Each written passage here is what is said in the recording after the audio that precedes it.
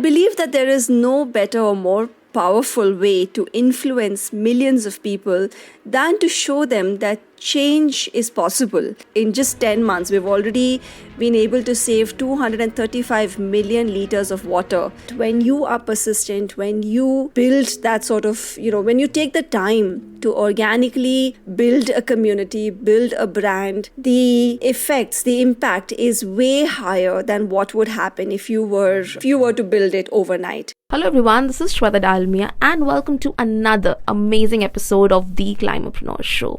So today's episode is a very, very, very special episode. On today's episode, we have with us Anuradha Parekh, the co-founder of Better India, the co-founder of Better Home. And to be very honest, I would say that she's such a soft-spoken person. She's so down to earth, and the way she's creating solutions, the way she's driving change, it's amazingly amazing. So guys, let's dive into the conversation. Welcome to the Climapreneur Show, Anuradha. I don't know, but today it's a weird feeling and I don't even know what to call it. Because when we started Climapreneur, I've always got this one feedback from people that I have had a very different vision with climate action, because I say things like climate action is beautiful, climate action turns your dreams into reality, and having you here who has done something different from the mainstream and had made that different the new normal with positive stories. So welcome to the Climapreneur Show, and as I say this, my heart fills with gratitude. Hi Shweta, good morning, and thank you so much for having me on the Climapreneur Show. It's a real pleasure being here and talking about things that are really close to my heart. So thank you for the opportunity.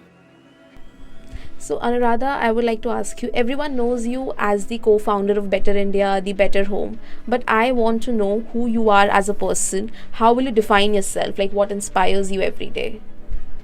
Sure. So while I am the co-founder of the Better India, which is India's largest solutions-oriented journalism platform, and also currently building the Better Home, what we hope to be India's largest sustainability-focused, direct-to-consumer brand, I am a firm believer that individuals and communities charged with the right dose of inspiration and awareness will be the biggest drivers of change and the only hope that our planet has in order to survive.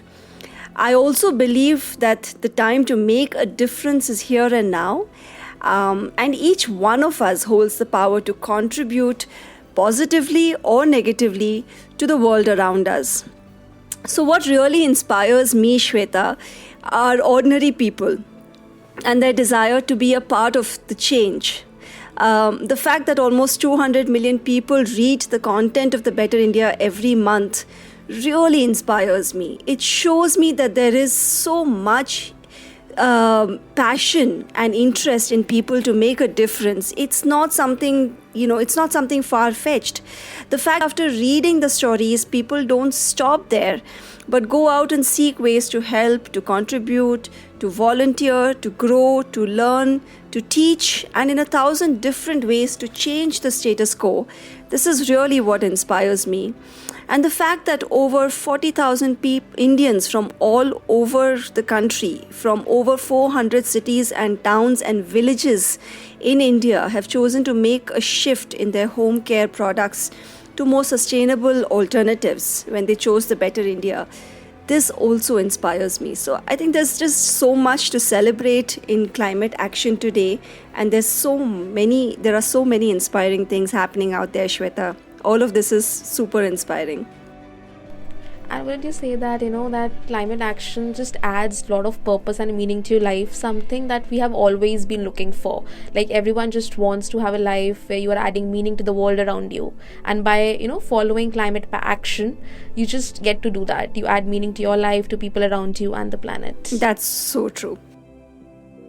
And now, having said that, I will ask you, from civil to IT management to India's largest positive storyteller, new startup with more than 60 million readers to sustainable homes. Now you have experienced so many fields. What made you take this as full time and that others didn't have? I would say, why Better India? Why Better Home? Why not something else? That's a great question. But I'm not a media professional or even an FMCG expert.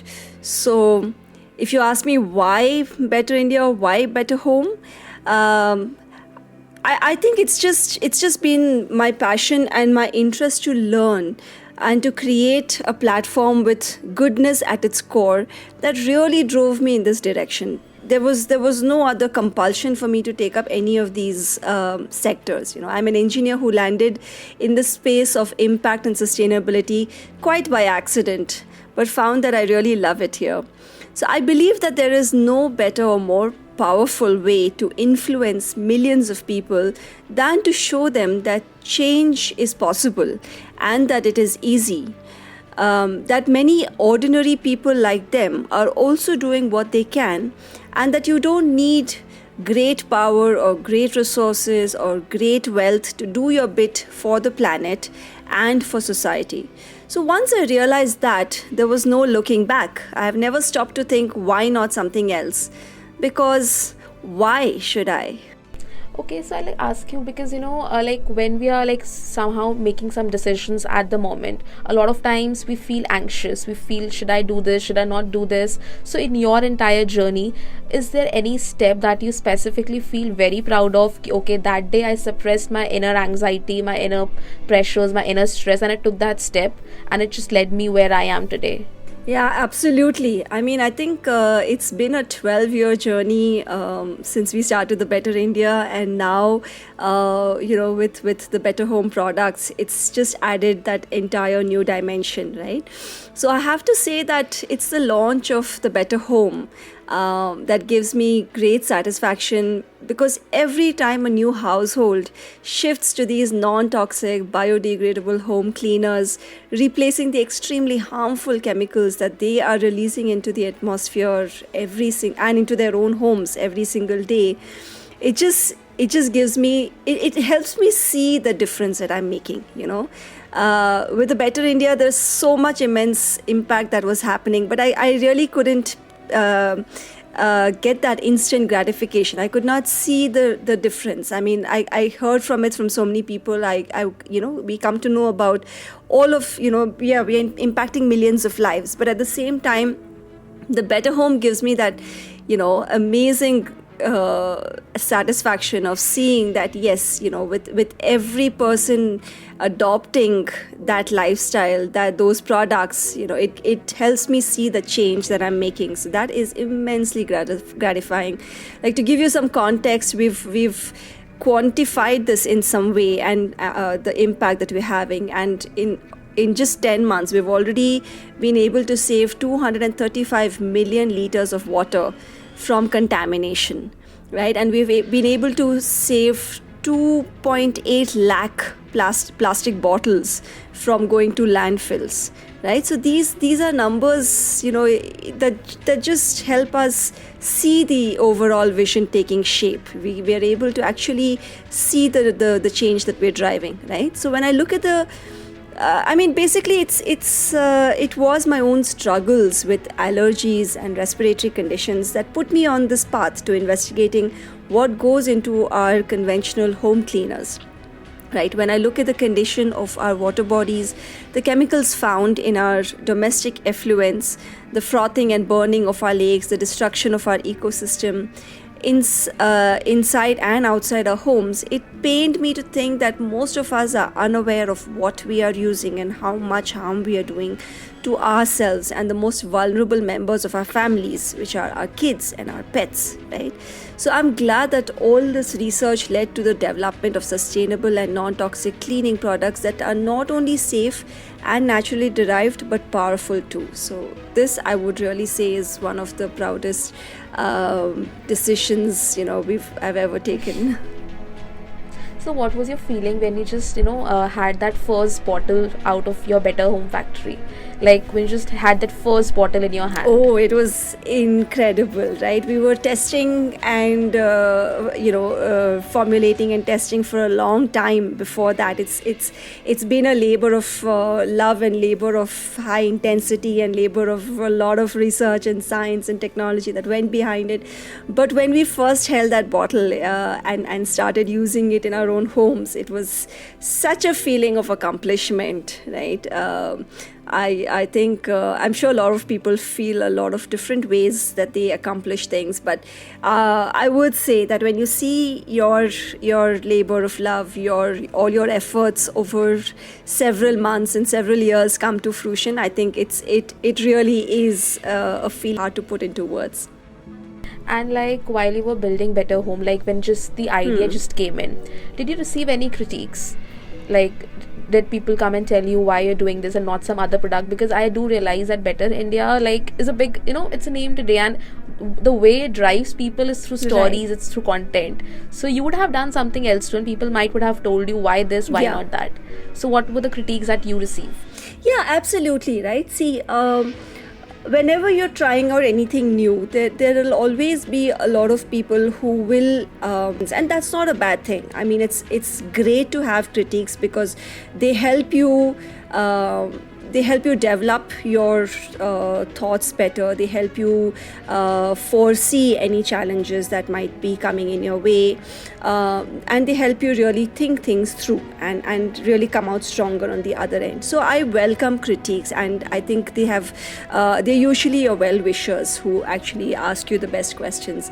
So it's always great to have that questioning. And for us, I think some of the biggest critiques that came along our way was that, are you sure? I mean, you have no FMCG experience.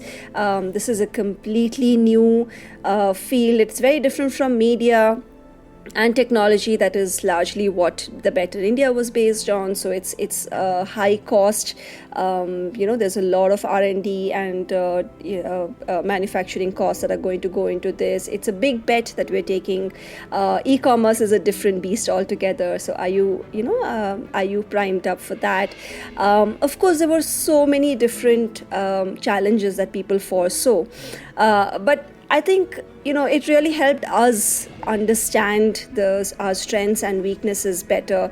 And the fact was, the fact that if after all of that we were able to fix all those gaps and launch, it just made us very confident that we are going ahead with all of the information that we need, right? So when people ask us about e-commerce experience, yes, we built a very strong e-commerce team before we launched itself. FMCG requires great marketing, branding experience, so we built a solid team around that as well. From an R&D perspective, we made sure that we have all the expertise that we need before we go ahead and do something like this, right? And I think when people say that you haven't done this before, we hadn't done media before as well. So I think that itself, the fact that we love taking on new challenges, and I think we that gives us that thrill that you're able to come in and disrupt a sector that hasn't been disrupted in a long time. I think media was such a sector when we entered in 2008, and we believe that home cleaning products, the home cleaning sector hasn't actually seen disruption in a really long time. So there are huge incumbents that people are used to for several years. I think we can count on our fingers a number of brands that exist in home care and that everybody is aware of. So the format hasn't really seen disruption in so many years. And I think that was what was actually most exciting for us to actually jump into this space with sustainable products. It must be like a beautiful journey. I mean, okay, so I'll say that, like, how do you deal with extreme successes or extreme disappointments and still keep moving with a still head with so many important things to be done? Why I'm asking you this is because when I talk to a lot of people, so like sometimes it does happen that you're disappointed with certain things, you don't know how things are going to work out, but while keeping all those things, how do you still make sure that you get back to work, you work what you're working on? Right. I think probably because of the way I am, for some reason, successes don't register really in my head. It just feels like another building block along a long journey. And I think it's probably because I haven't really defined a definite goal for myself, as this is what I would consider my ultimate success. It's probably because of the space we are working in. Climate action is such a vast and encompassing space. I mean, there's no particular place where you will say, yes, this is the ultimate success, right? You can only move forward, and there are only, you can keep moving from one place to another and move, have progressive moves ahead, because the ultimate goal seems so unattainable. It's really large, right? So I think from that perspective, I think successes seem to be just building blocks to a larger goal, which is really undefined. But at the same time, you know that you're moving forward when you see that you are influencing more people to make a difference, to make that shift happen. When you're able to count, and take. So basically, the important thing is to celebrate small wins.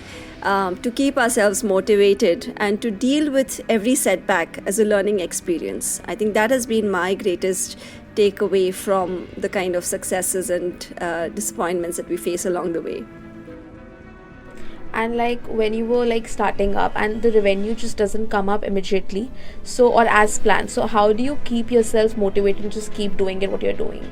Yeah, I think that's a great question, but the thing that we have learned, and I think that we have demonstrated quite well, is the importance of distance, right? It really, I mean, something as huge and as important as climate action does not happen in a day, does not happen in a week or a month or a year.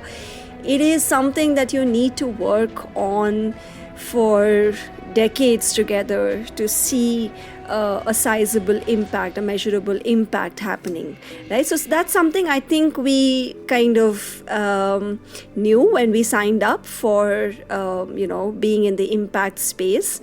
And we knew that we're here for the long haul. We knew that we were in for a long journey.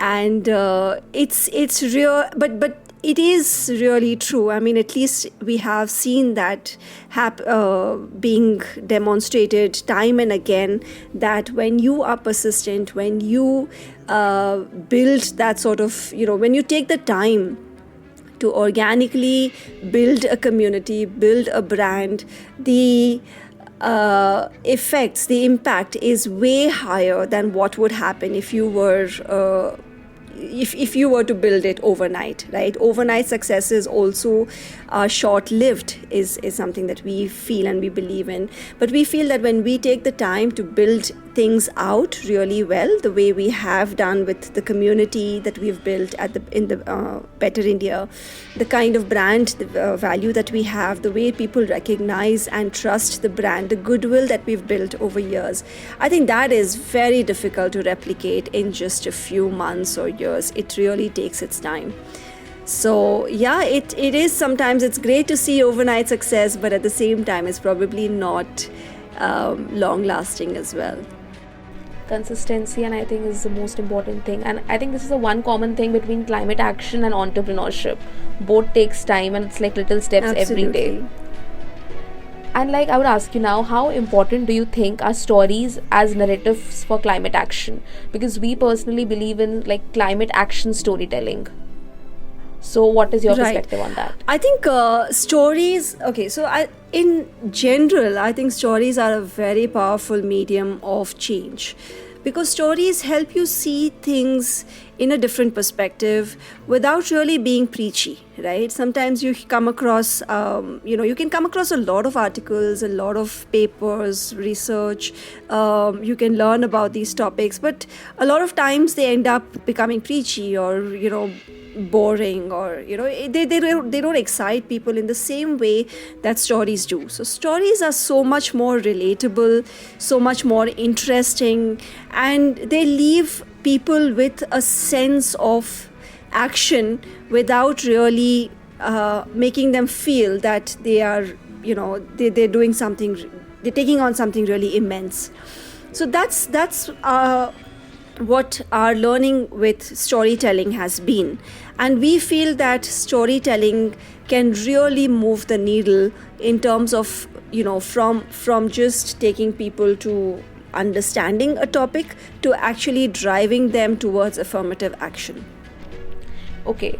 So like next question would be like this is one common question that I come across. Like people always come and tell me that sometimes their parents, their family do not understand what they're doing in sustainability space. I will tell you my own example. When I shifted to climate change, a lot of people were like, okay, are you gonna work on air and water?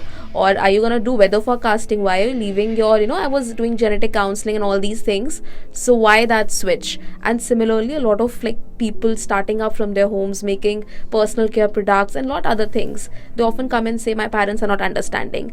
So sometimes it's really hard to explain like their parents or other people that what they're doing. So what would you say to such people? I think we need to come from and see the perspective of our parents, right? I think the fact that such careers and such awareness did not exist at their end or at that point of time is something that we need to be cognizant of and empathetic towards. And I think it is really upon us, it's something that we need to undertake to help them understand that these are important subjects, and these are really, really important action that we need to take right now. The thing is that I think our parents were naturally very sustainable. That's something I believe. I mean, I have seen the way they were earlier. Single-use plastic was hardly there. I mean, these are the kind of issues that they never really faced because the world was quite different if you look at it 30 or 40 years ago. So the kind of awareness that we feel and the kind of issues that we are seeing around us were not really large concerns for that generation, and hence they do not really see the need for that for people dedicating their lives towards this, right? And these career options definitely did not exist, right? They were really, really limited, and the motive was to make money and to get to a comfortable life for everyone. So I think we just need to be a lot more understanding of where they are coming from and help them understand why what we're doing is important. But I will also say that if they don't understand, don't lose hope, because we have been in similar boats when we started out, and eventually they will definitely understand, right? So I think your success is going to speak volumes. It's going to convince people like nothing else ever did.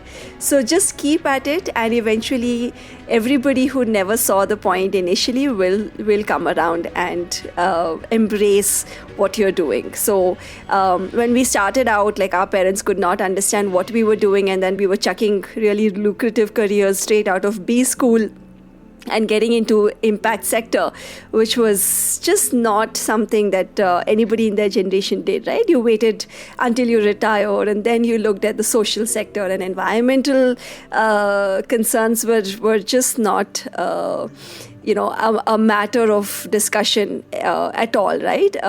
In their times. But now they very proudly put up all our newspaper clippings and everything, and they talk about our work to everybody. So, so you just have to wait it out. You just have to do your thing. Okay. And like, how do you fight your inner battles? I would say being an entrepreneur, specifically being in Climapreneur, driving climate action. A lot of times we get anxious thinking, we are not doing enough. Sometimes thinking, how will I do it? Or sometimes even thinking about the competition. So like, how do you handle that? I think for me, the biggest concern or worry is that we are running out of time, right? So I don't worry about competition, because in this space, I believe, and I really fervently hope that we will have more competition, we will have more people coming in, and it'll be really great if even the largest companies who are in this space start taking this very seriously and move towards more sustainable options, right? So it's not in their DNA. It's taking them a really long time to do that. But I do hope that when we are able to demonstrate our success stories, it will help the largest companies also to take note and to understand that the their consumers are moving towards and choosing better alternatives, right? Everybody is becoming more aware of what's happening around us. So I'm not really worried about competition or the fact that we're not or we're not going to make it. I don't believe that's true, because I have faith in what we do. I have faith in the people, because we have already seen that happening. It was a very conscious decision to move towards sustainable products, because we had a lot of data from our own readers from the Better India, right? When we have 100 and 200 million people telling us that they are interested in sustainability and sustainable living, it gives us a huge data point to know that there is that interest, there is a real desire to change. So that has already been affirmed by our reader base. The only thing is that we should not run out of time. We should really make people aware quick time, and we should make sure that there are a lot of players in the in the market, and we're able to tap into the entire demand that exists. And one common mistake you often find entrepreneurs making? I think one is too few. But, as entrepreneurs, I think we all make a lot of mistakes. But I think one mistake that I have seen being played out very often, and something that we have very consciously, taken a call not to fall into that trap, is the fact that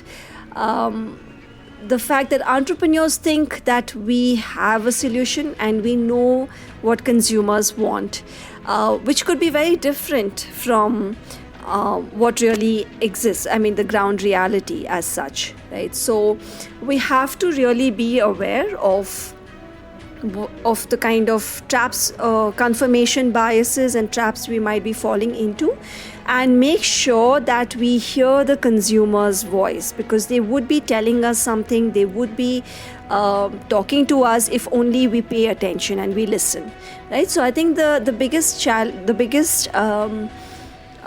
mistake that we see entrepreneurs make is not pay heed to what their consumers are telling them. Because customers are extremely helpful, especially when they know that you are building something good and are delivering something of value to them. So do listen to customers. They will be telling you where your mistakes are and how you can improve. Okay, and how do you think creating sustainable businesses or being an entrepreneur who's creating climate solutions is different from a normal entrepreneur, is different from creating normal businesses? How do you think that journey is different? Sure. I think the biggest difference that we see is a lot of awareness and perception building that we need to do initially. So there's a lot of groundwork that needs to be done in addition to just launching something and seeing that uptake, right? So the way climate entrepreneurs are different from traditional entrepreneurs are that they need to invest all that extra time, effort, and in awareness building and helping people see that they need to make that change, even if it inconveniences them in some ways or it costs a little bit more. Those are the kind of challenges that you need to face. And in addition to that, I think there's a lot of myth busting that also needs to be taken up, right? So the one big challenge that I faced when I was, when we were looking at the whole climate sector was the fact that there were so many brands out there which have existed and which continue to exist, which make claims which consumers have not found to be true, right? What in the whole climate space we call as greenwashing, right? So that really does a lot more damage to the climate action space than they can imagine, because it just pushes back people's trust by several years, and any new climate entrepreneur who enters the space has to work that much harder to build trust, to earn the consumers' trust, to again encourage them to try out products which could be good for them and good for the environment, because they have been, they have faced a setback once. So those are the kind of challenges, that additional challenges, I would say, that climate entrepreneurs need to brace themselves for. Do you feel that being a climate entrepreneur, being someone creating climate solution, it requires like lots of courage, lots of patience? Like, I feel that sometimes even more than the path of standard entrepreneurship, and these entrepreneurs sometimes also feel that, like if they take even a small decision, be it going for shopping, or be it getting a new product, whatever, so they sometimes feel overwhelmed. Okay, am I making the right decisions? Am I using plastic? Am I not doing that? Like all those things. So what would you say on that? Yeah, absolutely. I completely empathize with that, because that's exactly the kind of situation I find myself in, right? Because the whole I'll give you an example, right? When we were looking at packaging for our home cleaning products, we were very clear that we didn't want to go with plastic, right? Plastic was a complete no-no, and we wanted to explore all other options that existed. So starting with, say, biodegradable materials, or so we explored films that kind of decompose. We explored the kind of paper and cardboard kind of packaging. They were not developed as yet at a commercial scale in India, so then we had to move on from them and look at glass packaging, glass bottles and things like that. Now, they were really heavy and they were very liable to break in transit. That was one issue, but the other, very important from a climate change point of view, was that it required tremendous amount of energy to make a glass bottle, making it actually quite an unsustainable material unless you were to use it several hundred times. And if it happened to break in transit, then you were actually causing a lot more damage to the environment. And they were also very heavy to ship, again adding to our carbon footprint. So from all of these considerations, again, glass was out of the picture. We explored various other options like metal and several others, but everything added to the carbon footprint or to the cost. Right now, where do you really make that compromise? At the end of the day, consumers are not going to adopt products which are not cost efficient. And our entire mission is to make sustainability affordable. Like, we don't want to reach out to only a niche audience. We want to make sure that we are taking sustainable products to the masses, right? So with that mission very well articulated for ourselves, we were really at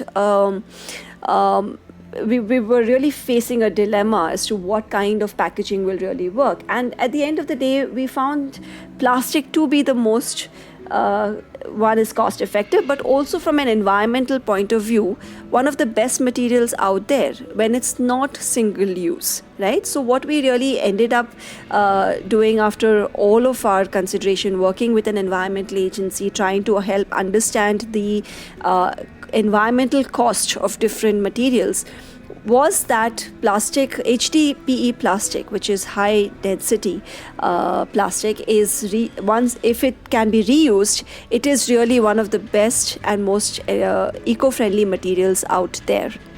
Yeah, so when we look at all of these, so there are so many different considerations that play into our decisions, right, which makes it all that more complicated, all that more convoluted to really figure out what is the best option from cost, from environment, and from people and society perspective. So I would definitely say it's extremely complicated, but at the same time it's great learning. So we really endeavor to do all of this due diligence and research every time we put out something new. So yes, and it's a journey. You will falter, you will face questions, but you will learn, because sustainability, what I've learned, is a journey. Every time you think you've got the answer, there'll be a better solution or a better answer out there that'll come along in a couple of days, and you will learn something new. So there are no clear cut answers for anything.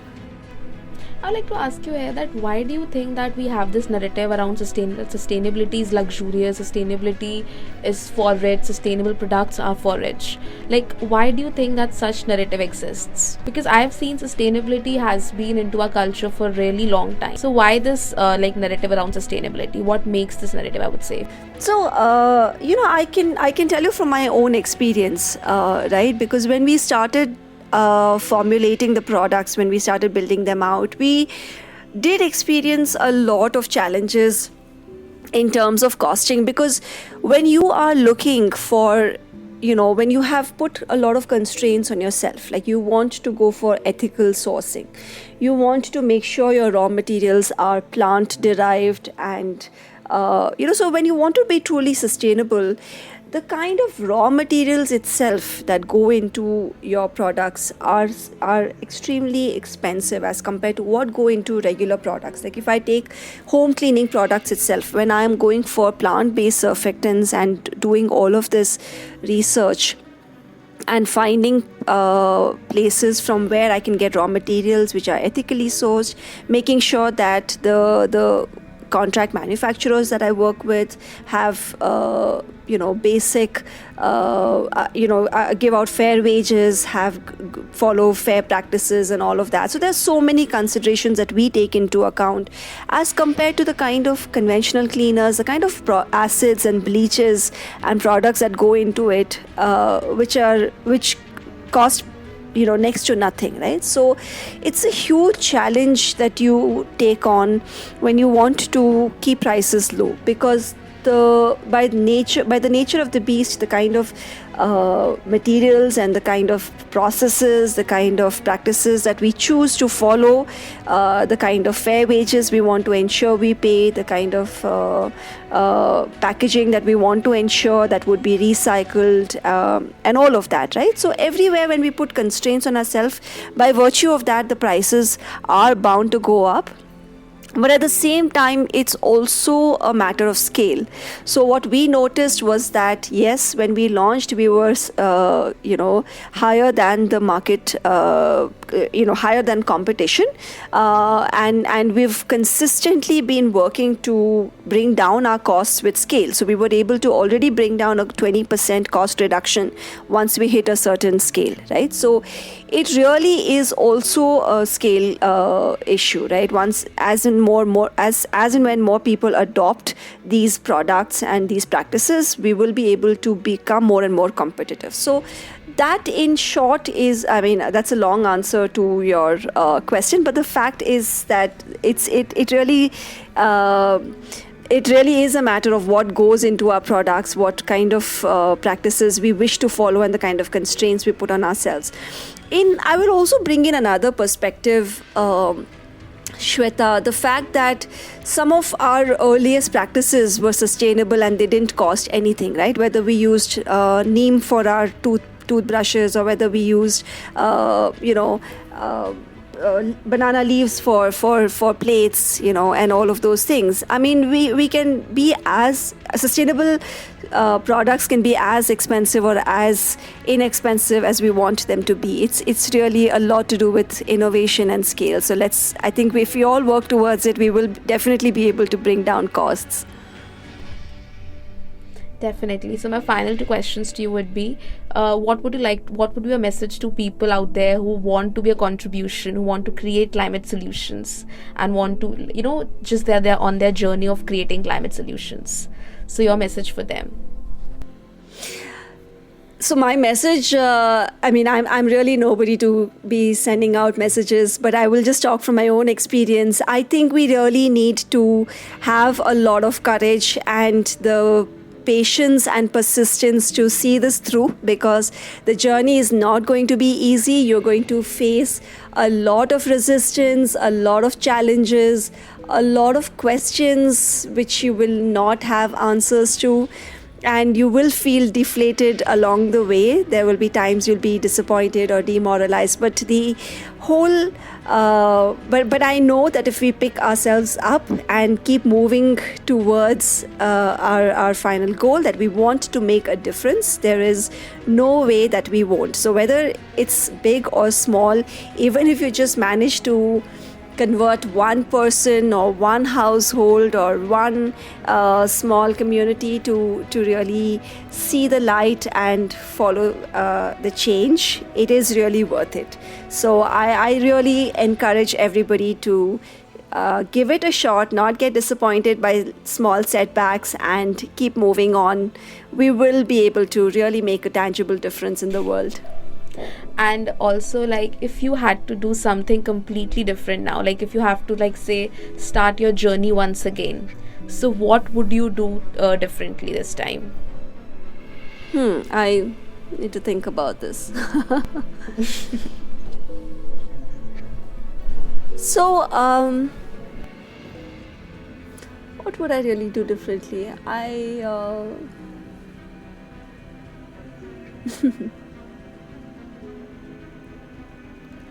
Well, I love the fact that we have a large community, the fact that, we've led with stories and actually brought in that change, that awareness before we really set out to, to help people adopt these lifestyle changes.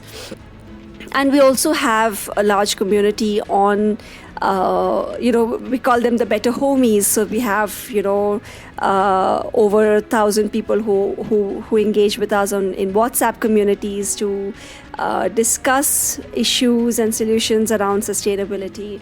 So it's really been a beautiful journey. And Shweta, I don't think I would do anything differently. Actually, I took some time to think about your answer, but I'm really not able to think of anything that I would do differently. So, and I think, isn't that beautiful that, you're just happy and that's where you wanted to be and that's what you're doing? Like, there's no perfect answer than that. Yeah, I think so. I mean, I really thought hard about, I'm sure there might be something I would want to do differently, but I'm unable to think of anything. So yeah, I think I should be grateful for that.